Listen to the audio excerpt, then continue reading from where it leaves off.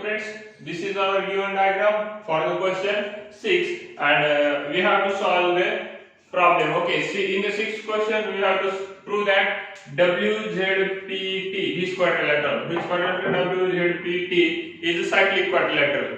आपल्याला प्रूव्ह करायचं आहे WZPT हा सायक्लिक क्वाड्रिलॅटरल आहे आणि पुन्हा आणखीन काय प्रूव्ह करायचं सेकंड प्रूफ बघा ZXYT हे कसे येतं हे पॉइंट्स हे कसे येतात सायक्लिक कोन सायक्लिक येतात आता आपण कोन सायक्लिक मध्ये काय प्रॉपर्टी पाहिली होती ऐक लक्षात कोन सायक्लिकची जर एक लाईन असेल आणि त्या लाईनवरचे दोन पॉइंट घेतले आणि त्या दोन पॉइंटनं जर दोन अँगल तयार केले एकाच बाजूला तर ते दोन्ही अँगल जर सेम असतील तर ते चारही पॉइंट कसे असतात कोन सायक्लिक असतात म्हणजे एकाच सर्कल वरती येणारे पॉइंट असतात ही प्रॉपर्टी पाहिली होती कोन सायक्लिक पॉइंट्सच्या थेरम नुसार ओके मग त्यावरून तुम्ही लिहू शकता ते आणि नेक्स्ट काय पुन्हा तर पहिला प्रूफ जर पाहायचा सायक्लिक क्वाड्रिलॅटरलचा तर तो सोपा आहे आता ही लाईन ह्या लाईन वरती परपेंडिक्युलर आहे पण ती YZ is perpendicular on WX and मग therefore मग अँगल WZY कसा आहे 90 डिग्रीचा आहे आणि XT is perpendicular on WY मग therefore WTX इज 90 डिग्री मग ह्या क्वाड्रिलॅटरल आपल्याला कोणता प्रूव्ह करायचा आहे सायक्लिक प्रूव्ह करायचा आहे म्हणजे ऑटोमॅटिक त्याचे हे दोन अपोजिट अँगल जे येतात हे कसे येतात 90 + 90 180 डिग्रीचे येतात मग ते 180 डिग्री आले म्हणजे कॉन्व्हर्स वरून काय झाला प्रूव्ह तो सायक्लिक क्वाड्रिलॅटरल प्रूव्ह झाला तर मग आपल्याला ते एवढंच प्रूव्ह करायचं आहे जास्त काही नाही तर मग लिहून घ्या म्हणजे अगोदर लक्ष द्या नंतर लिहून घ्या ओके सो गिवन मध्ये काय दिलेलं आहे गिवन फ्रॉम फिगर तुम्ही सांगू शकता काय सांगू शकता सॉरी फ्रॉम फिगर सेगमेंट कोणता ZY perpendicular on segment WX therefore angle WZY equals to angle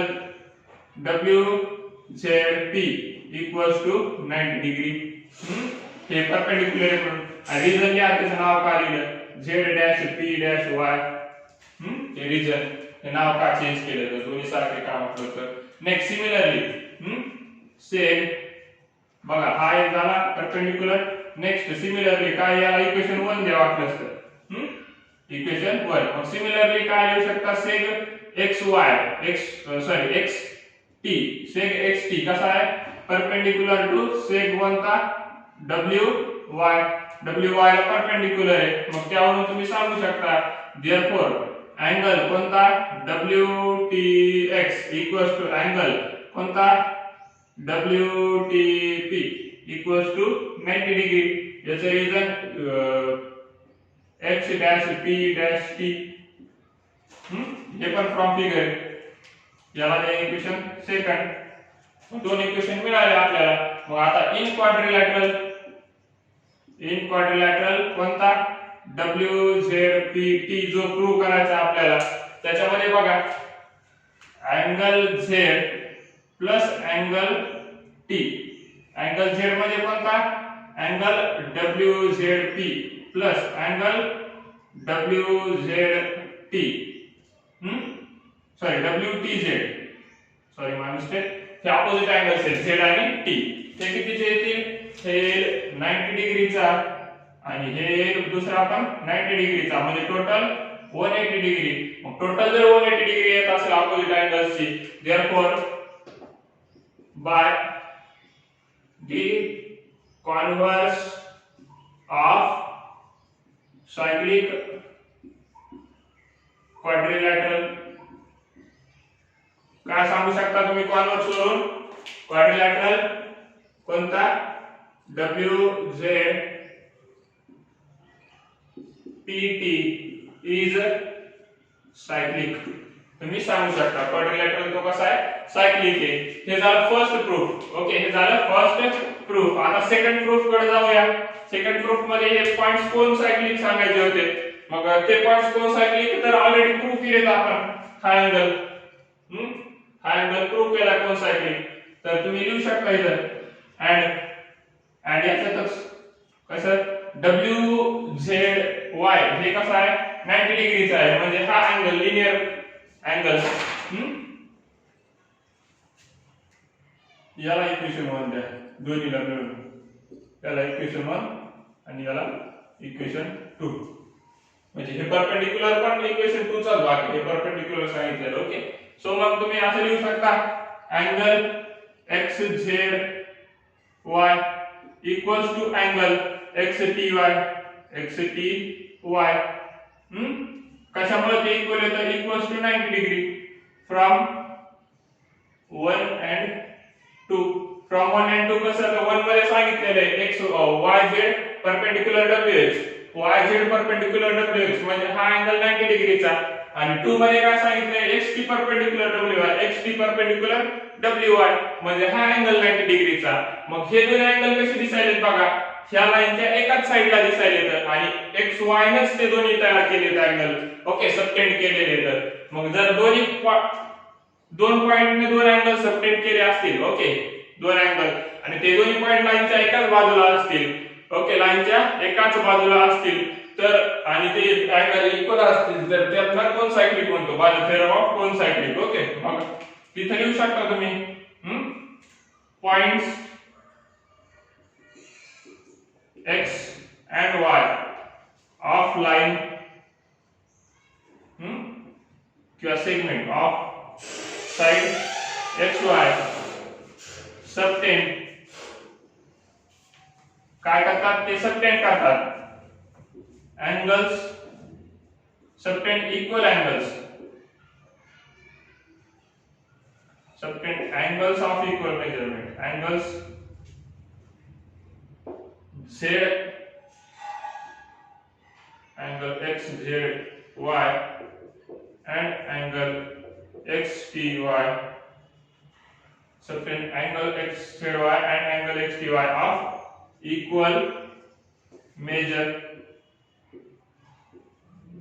on same sides एकाच साइडला आहे ते दोन्ही अँगल त्या साइडच्या ओके सेगमेंटच्या ऑफ सेगमेंट करायचं ऑफ सेगमेंट किंवा लाइन ते एकाच बाजूला येतं मग तशा वेळेला therefore by the theorem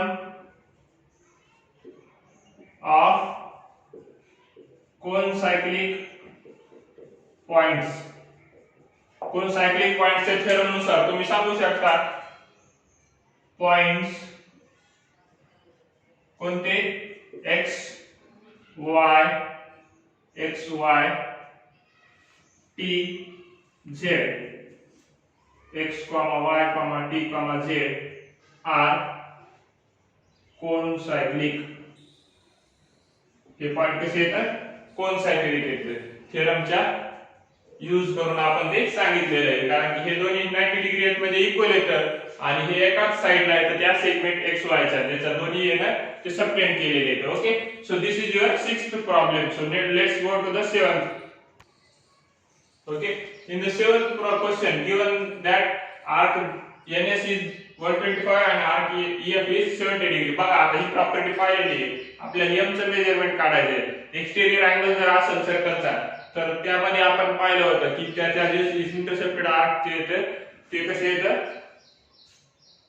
डिफरन्सच्या half असतो ओके सो अँगल कोणता NMS is angle exterior angle at point exterior to circle okay and intercept two arcs therefore मग त्या प्रॉपर्टी नुसार by the property therefore by the property काय property आपली angle NMS equals to 1/2 measure of arc कोणता NS minus major of arc कोणता EF. ह्या दोन्ही आर्कच्या कसा असेल तो डिफरन्सच्या हाफ असेल प्रॉपर्टी नुसार. मग हे या 1/2 पहिल्याची मेजरमेंट दिलेली 125 डिग्री मायनस 1/2 सेकंडची 37 डिग्री. ओके, त्याचे व्हॅल्यू सबस्टिट्यूट करा. हे 1/2 ह्याचा डिफरन्स 125 मायनस 37 डिग्री ते सबट्रॅक्शन करा. ते होईल 8 आणि 88 डिग्री होऊन जाईल. म्हणजे हे होऊन जाईल 88 divided by 2 that is 44 degree. कोणता angle NMS. So this is your answer. Angle NMS is 44 degree. तर हे आपलं प्रूफ झालं. So write down this and let's go to the next question, that is 8th question.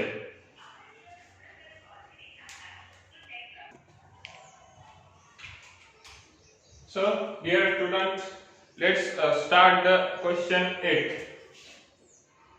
Question number 8. Question 8 मध्ये आपल्याला ती figure दिलेली आहे.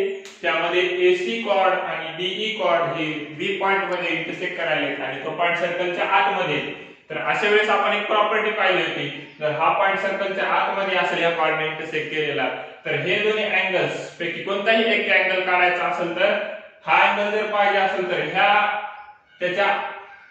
त्याने इंटरसेप्ट केलेल्या आर्कची, ओके, आणि त्याचा जो व्हर्टिकली ऑपोजिट अँगल आहे त्याने इंटरसेप्ट केलेल्या आर्कची दोघांचे ऍडिशन च्या हाफ असतो. म्हणजे हा अँगल हा आर्क आणि हा आर्क दोन्हीच्या कसा असेल ऍडिशनचा हाफ असेल.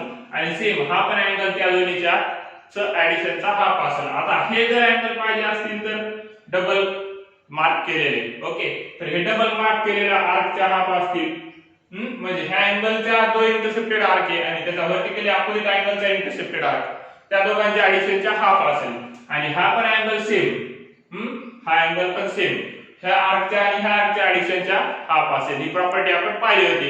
आणि मागच्या क्वेश्चन मध्ये एक प्रॉपर्टी आपण यूज केली की कॉर्ड जर एक्सटर्नली इंटरसेक्ट करत असतील, म्हणजे ही कॉर्ड आहे आपण मागच्या क्वेश्चन मध्ये पाहिली होती कॉर्ड कोणती NE कॉर्ड, ओके, आणि इथं SF कॉर्ड होती. SF कॉर्ड आणि NE कॉर्ड ही एक्सटर्नली M पॉइंट मध्ये इंटरसेक्ट करू लागले. अशा वेळेस ज्यावेळेस कॉर्ड एक्सटर्नली इंटरसेक्ट करायला त्यावेळेस आर्कची डिफरन्स घ्यायचा त्याने तयार केलेल्या, आणि कॉर्ड जर इंटरनली हे करत असतील इंटरसेक्ट करत असतील तर त्याने तयार केलेल्या आर्कची काय करायची, त्या अँगलने तयार केलेल्या आर्कची हे करायची ऍडिशनचा हाफ घ्यायचा. ओके, सो हे दोन प्रॉपर्टी लक्षात ठेवायच्या. मग आपल्याला फाइंड काय करायचंय, यामध्ये फाइंड करायचंय मेजर ऑफ आर्क कोणता फाइंड करायचा आपल्याला DC आर्क फाइंड करायचा. मग DC आर्क म्हणजे काय असेल तर ह्या अँगल म्हणजे ह्या दोघांच्या ऍडिशनचा हाफ असेल. मग आपल्याला हे दिलेले आहेत दोन्ही ABC आणि AE दिलेला आहे. मग तुम्ही लिहू शकता इथं काय लिहू शकता, कॉर्ड नाही हे कॉर्ड आहे कोणताही कॉर्ड म्हणलं, कॉर्ड कोणता AC, chord AC and chord DE intersect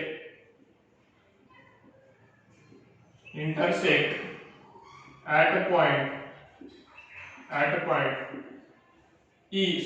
point B inside the circle.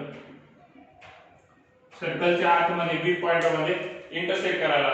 मग त्यावरून तुम्ही सांगू शकता देअरफॉर अँगल कोणता ABE अँगल, बघा सॉरी ABC अँगल नाही, ABE अँगलच गिवन मध्ये दिलेला आहे तुम्हाला. ABE अँगल इथे करेक्शन करा, एक मायनर मिस्टेक आहे इथे. ABE अँगल, ओके, 180 डिग्रीचा. मग हा ABE अँगल किती असेल, ABE अँगल प्रॉपर्टी नुसार काय येईल 1/2 कोणाच्या मेजरमेंट ऑफ आर्क त्याने तयार केलेला आर्क कोणता AE प्लस का मायनस, प्लसच.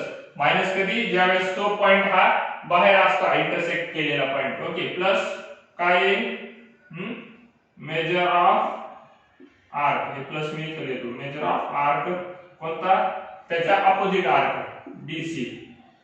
ओके, ह्या दोन्हीच्या ऍडिशनच्या हाफ, त्या दोन्हीच्या ऍडिशनच्या हाफ. सो मग हे येईल काय येईल, देअरफॉर अँगल ABE किती येईल, तर 1/2 ऍज इट इज 1/2 ची किंमत बदल आहे का नाही. आर्क AE ची किंमत द्या, आर्क AE ची किंमत दिलेली आहे 90 डिग्री, 95 डिग्री. ओके, प्लस हा आर्क आपल्याला फाइंड करायचा आहे, मेजर ऑफ आर्क कोणता, DC, जो की तुम्हाला फाइंड करायचा आहे. मग जे व्हॅल्यू फाइंड करायची ती एका बाजूला राहू द्या, बाकीच्या दुसऱ्या बाजूला पाठवून द्या. मग हे काय होऊन जाईल, तर हे होऊन जाईल 95 degree plus measure of arc DC equals to, हे 1/2 होतं म्हणजे 2 डिवाइड मध्ये होतं, इकडे आलं मल्टिप्लिकेशन मध्ये जाणार, म्हणजे ते होईल 2 इंटू काय होईल, सॉरी 2 इंटू अँगल ABE हे होऊन जाईल. ओके, मग अँगल ABE आपल्याला दिलेला आहे, तो पण इथे ठेवला असता तरी चालला असता. इथे अँगल किती दिलेला आहे, 108 डिग्री, म्हणजे 2 इंटू 108 डिग्री. ओके, म्हणजे हे किती होऊन जाईल, तर हे होऊन जाईल सॉरी 216 डिग्री एवढं होऊन जाईल. या दोघांचा गुणाकार आहे, हे 95 degree plus measure of arc इकडलं as it is, measure of arc DC as it is. मग मेजर ऑफ आर्क DC राहू दे पाहिजे आपल्याला, मग हे प्लस 95 पलीकडे जाऊन मायनस 95 होणार. मग therefore measure of arc DC किती येणार, तर हे येणार, therefore measure of arc DC equals to किती येणार, तर ते येऊन जाईल, हे 216 मायनस 95 प्लस होते, इकडे आलं मायनस झालं, तर हे मेजरमेंट मायनस करा दोघांचं, तर ते किती होईल, हे 5 आणि हे येईल 12, तर 125 डिग्री एवढं आन्सर येईल याचं. सॉरी हे 1 येईल, सॉरी 121 डिग्री एवढा आन्सर येईल याचं, मेजर ऑफ आर्क DC किती आला, 121, जो की तुम्हाला फाइंड करायचा होता DC चा measurement 121. Okay, so this is your answer of last question in the practice set 3.4. In the next video we will start the base of the practice set 3.5, that is next theorems. Okay, so write down this and we stop here. So if you have problems in this video, question taken in this video,